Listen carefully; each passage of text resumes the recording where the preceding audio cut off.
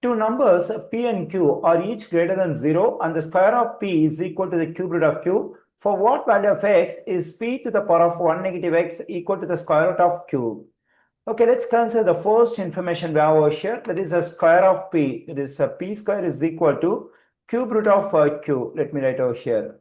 And now let's consider the question we have over here. For what value of x, p to the power of 1 minus x is equal to the square root of q. So that is, we have to solve for x in this equation. And we have the variable x at the exponent.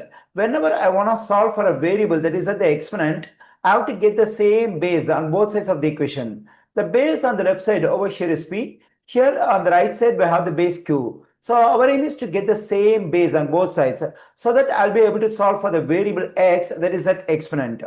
Now let me solve for q in this equation. So for that we have to get rid of the cube root that we have for q over here. Let me raise both sides of the equation to the power of 3. Let me do it on the right side. Here this is exponent 3 and cube root will cancel out. On the left side, a power is raised to another power. Whenever a power is raised to another power, we can multiply these two exponents. Then we get p to the power of 2 times 3 is 6. On the right side, we have q. Here I have solved for q in terms of p. Now what we can do is we can plug in this p to the sixth power for q over here. Then we get p to the power of 1 minus x equals to square root of p to the sixth power. Okay, p to the power of 1 negative x equals to, now we can write this square root as an exponent. Whenever I write radical as an exponent, the exponent will be a fraction with numerator 1 and the denominator of the fraction over here will be the index of the radical. Since this is a square root, its index is 2, so that should be written over here.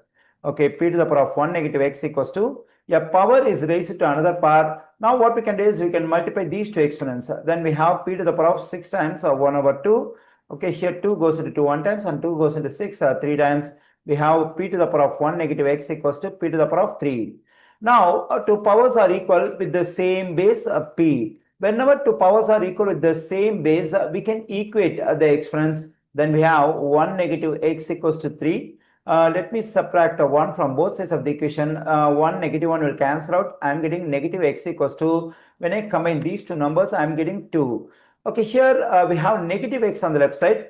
To get the value of x, we have to make it as positive x. For that, we have to multiply both sides of this equation by negative 1. When I multiply negative x by negative 1, it will become x. When I multiply this 2 by negative 1, I am getting negative 2. Okay, here I got the value of x, that is negative 2. When x equals to negative 2, p to the power of 1 minus x is equal to square root of q.